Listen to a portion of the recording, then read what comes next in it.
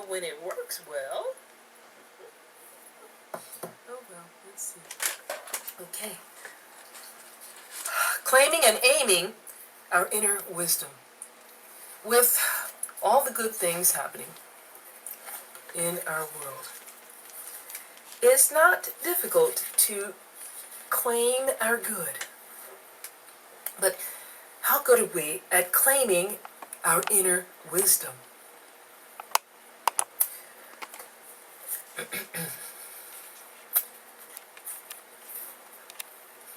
Not only are we working through the season of Lent at this time, but we're also working, as I mentioned, with the 12 spiritual powers, which are 12 creative faculties of mind which are fundamental to us. Unity co-founder Charles Fillmore created the 12-power system as a process for spiritual growth. For example, if we feel weak in one area of life, we can focus on the spiritual faculty that works with that deficiency. For example, let's see. For example, if we're having difficulties in relationships, and there's a lot of disharmony, we can focus on the spiritual faculty of love.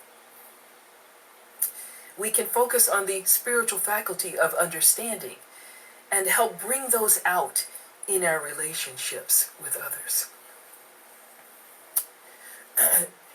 We can focus our thoughts and affirmative statements on wisdom and understanding if we're having difficulty making a decision. And so that's the process of using the 12 powers, developing them.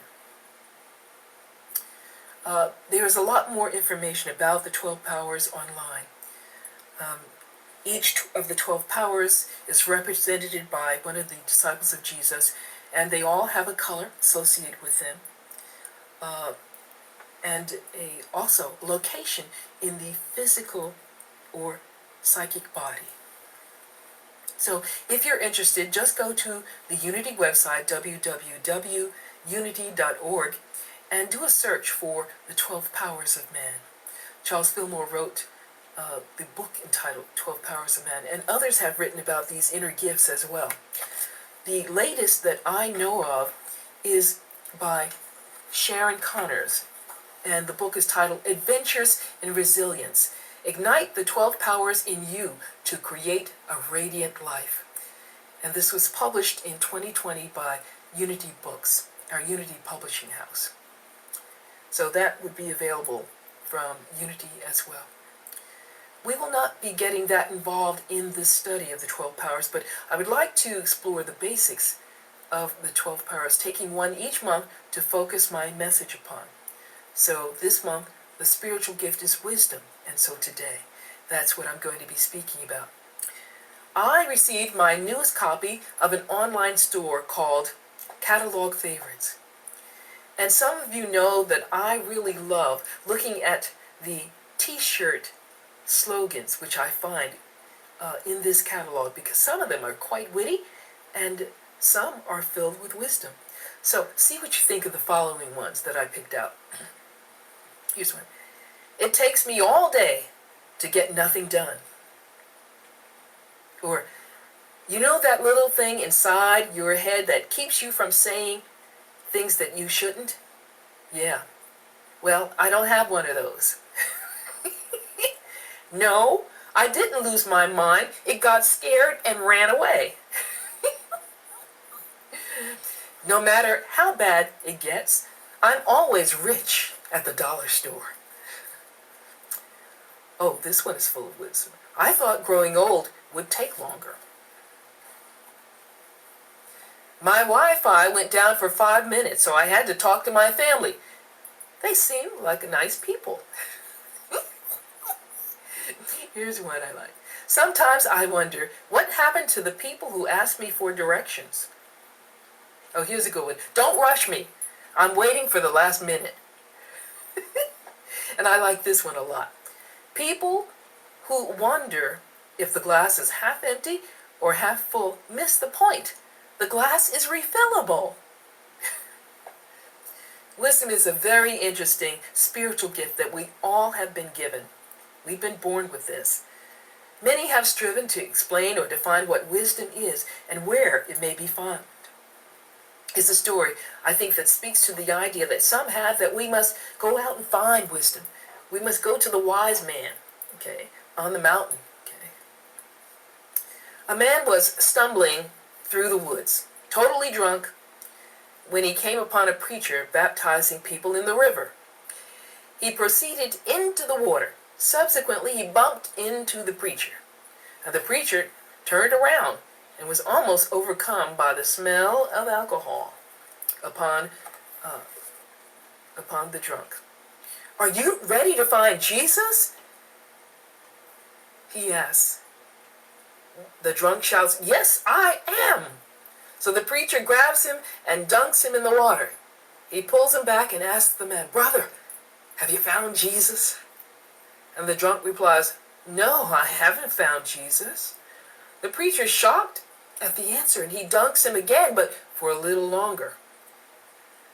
He again pulls the man out of the water, and he asks, "Well, have you found Jesus, brother?"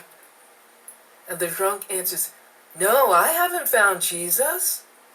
By this time, the preacher, he's at his wit's end, and he decides to dunk the man again. But this time, he holds him down for about 30 seconds. And when the man begins flailing his arms around and kicking his feet, the preacher pulls him up. And the preacher asks the drunk, "For the love of God, man, have you found Jesus yet?" And the drunk staggers upright. He wipes his eyes. He coughs out a bit of water. He catches his breath, and he says to the preacher, "Are you sure this is where he fell in?" Many think that wisdom is something to search for and to find, like looking for Jesus in the river. Most scholars believe that wisdom is much more than an intellectual understanding. You can have 1,000,000 degrees and not be wise about life.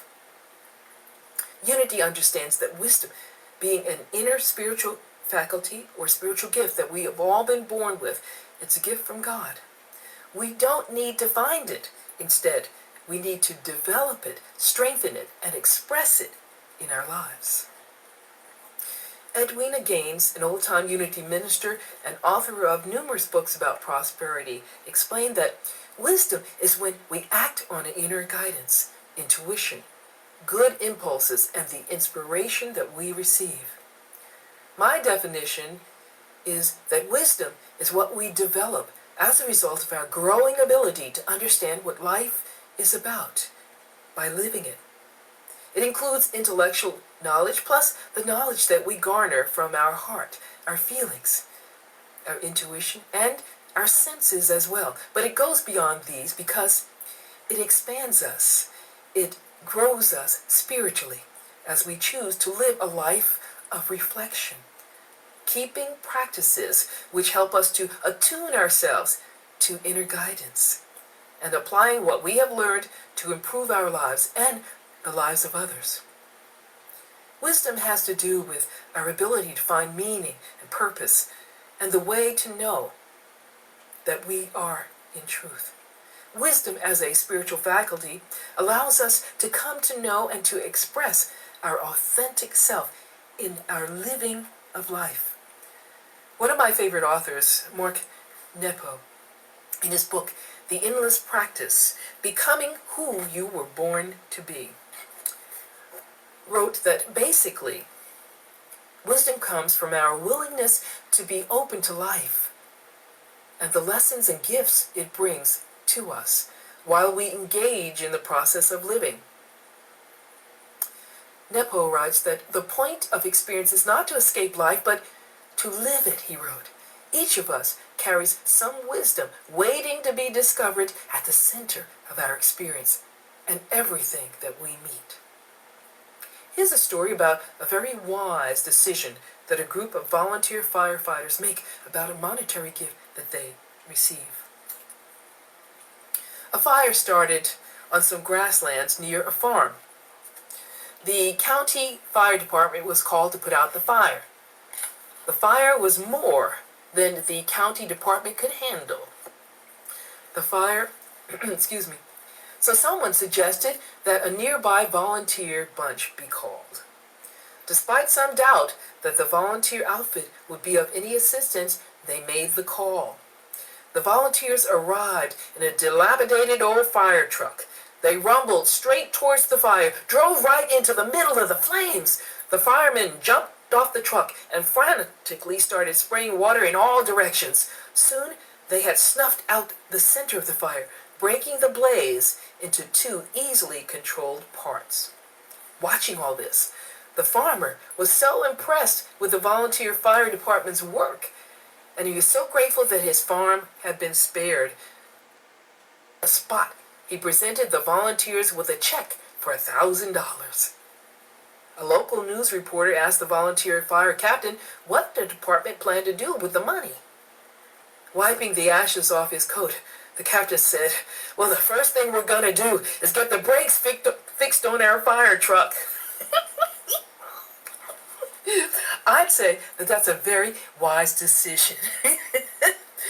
Every one of us has had experiences to meet that at first seemed difficult, but proved to be times of growth and gain. Through these experiences, we discover that we have new strengths. We unfold new powers and capabilities. We experience a closer unity with God, and we rely on God with a faith greater than we knew we possessed. Martha Smock wrote, "Every experience is our teacher. We learn from the persons, the events, the circumstances that surround us. Most of the time, we're not aware that we're learning because we are more aware that we're making. Like the child struggling to get to her feet, to learn to walk. We do not see that our efforts are teaching us and freeing us. We are molded and shaped, but not by our circumstances and not by other people, but from within, by our reactions, our thoughts, our feelings, and our attitudes. And yet, unless we have experiences to meet that make us seek deeper for understanding, make us reach higher for light, we don't develop our spiritual nature. To realize this truth is to give thanks for every experience, even the hurtful ones. It is to give thanks for every person, even the hateful ones. It's to see everyone and everything as somehow part of us, part of our growing process of spiritual growth. Smock answers a question that many have struggled with. If all things and all persons are our teachers, why is it that we don't always learn the lesson that's there for us?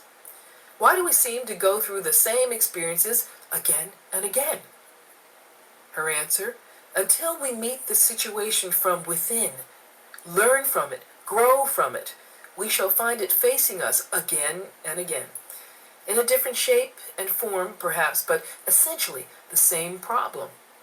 Smock explains that we don't need to have the same problems over and over because we have great capacities for spiritual growth within us. The more that we are aware of ourselves as spiritual beings, the more we realize that we are one with the mind of God, one with the heart of God. Prayer, writes Martha Smock, is a way of calling into expression all the God powers and the God potentialities that are within us.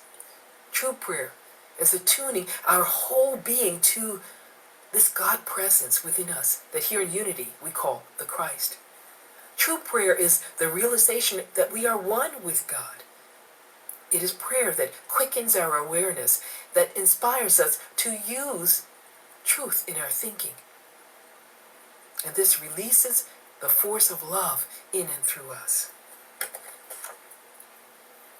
Through prayer, through meditation, mindfulness, yoga, and our various other spiritual practices, we can see the power of God at work, no matter what the appearances may be. If we are having problems which seem difficult to bear, if we're having trouble getting along with some person, if for any reason we are troubled or unhappy, we can treat these experiences with the wisdom within us. We can claim and then aim our wisdom at these things. This is how. Smock says we are to look at these situations, these persons, these conditions, and say, you are my teachers. I have something to learn from you. Aim your wisdom at these things by declaring, I have something to learn from you, and I am willing to learn it. Thank you, person, situation, problem, challenge. You are all opportunities for my growth. Let me ask this question for us. Can we truly know what is right? Can we know that what we choose for ourselves or another person will be the very best for ourselves or for them? Can we find peace in making decisions, whether they are seemingly insignificant or life-changing ones that come along?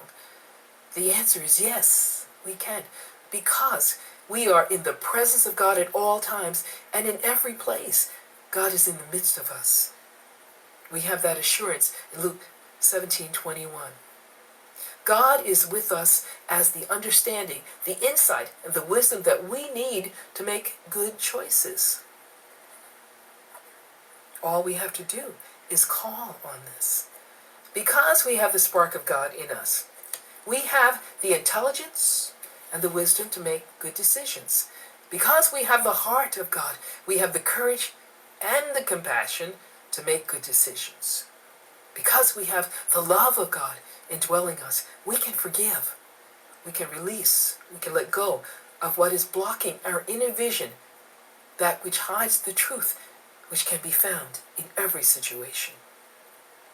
What we need to do is listen when we practice our spiritual disciplines, whether we pray, meditate, contemplate, do yoga, practice mindfulness, practice the presence of God while cooking or doing other chores. Listen for the guidance within.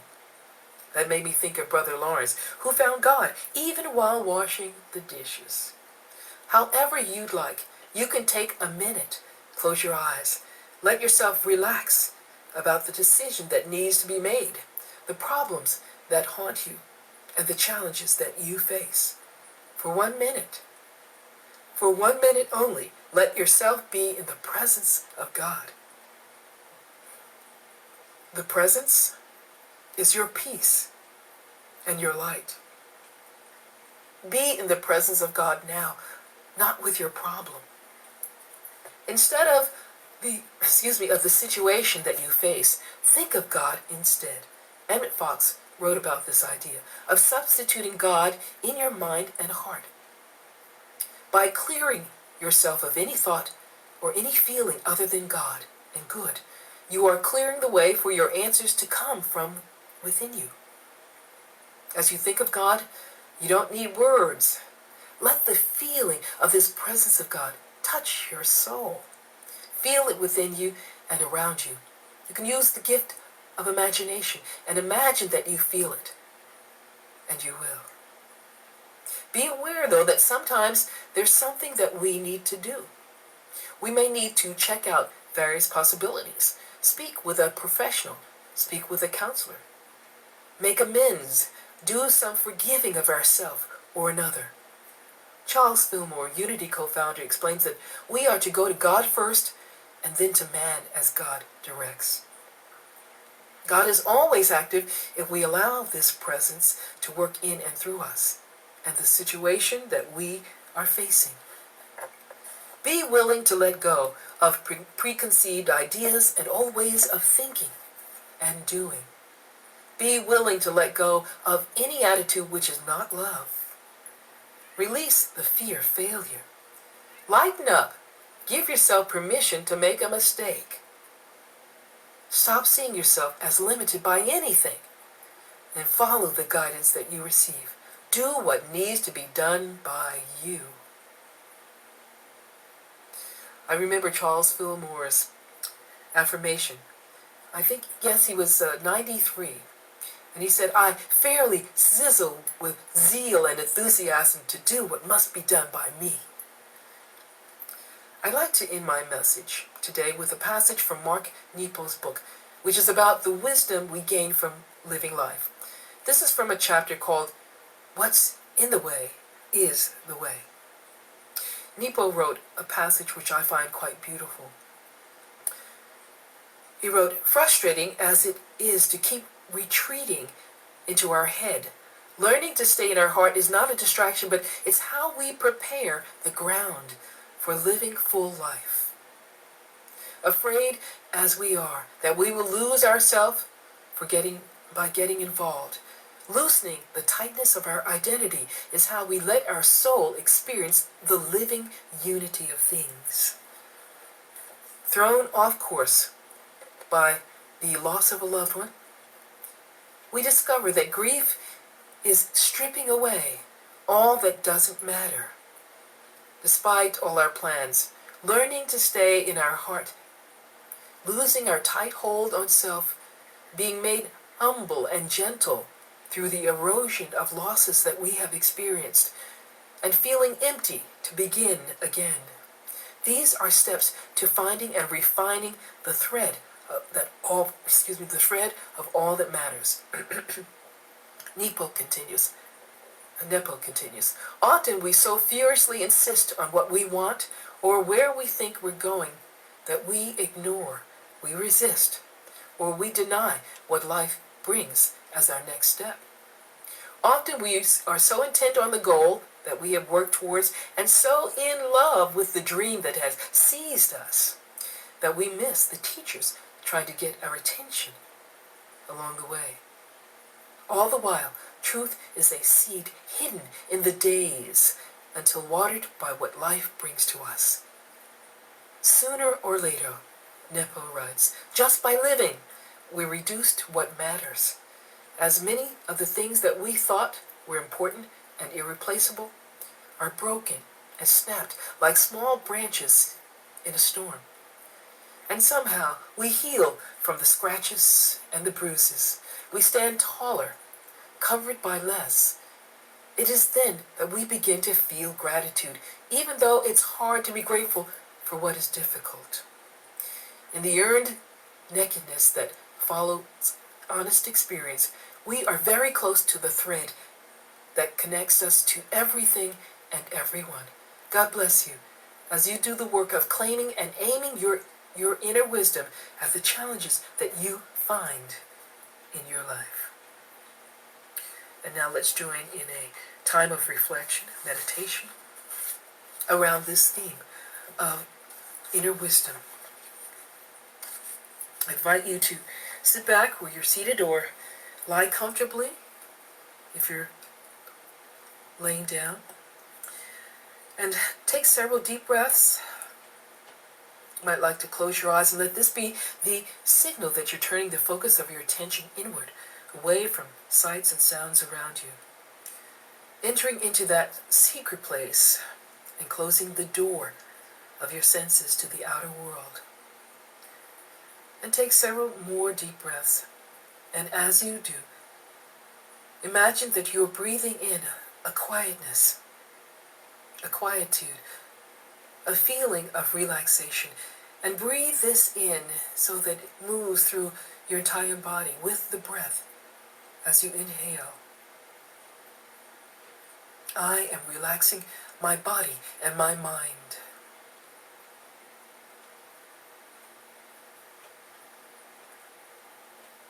I'm relaxing my attitudes and my beliefs. I'm relaxing and letting go fears and worries and feelings of concern right now, because right now I choose to be in this present moment. And I know that I'm not alone in this present moment. The presence of God is ever with me, here in the midst of me, and right in the midst of every challenging situation that I face.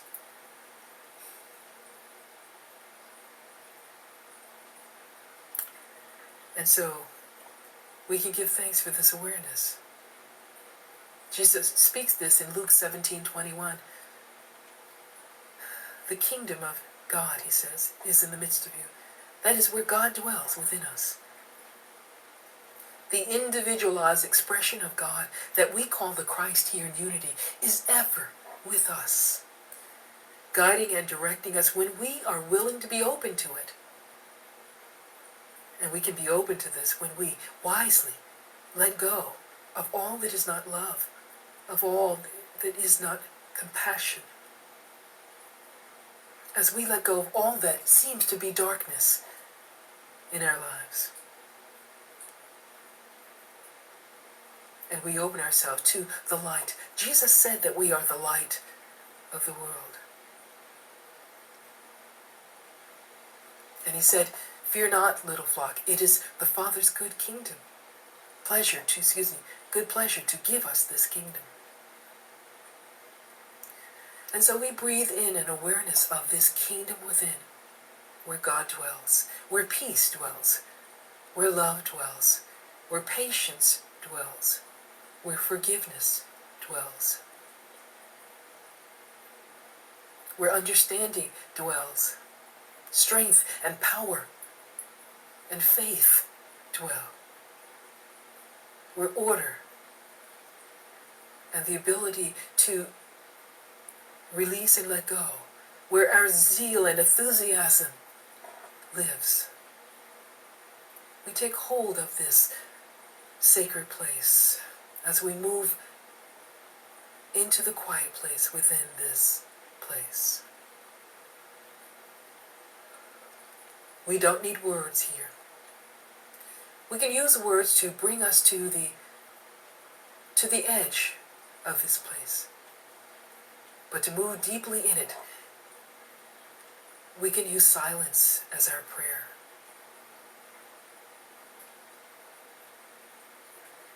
Breathe deeply in and relax and let go.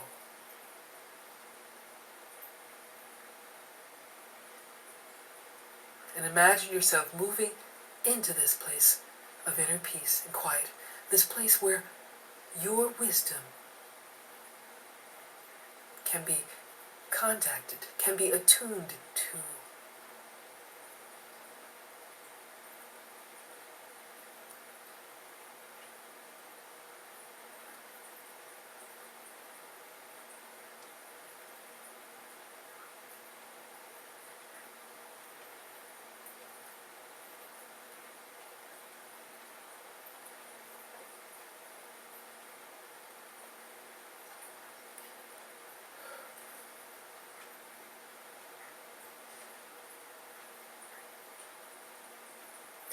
The light of the infinite is always shining in every moment within.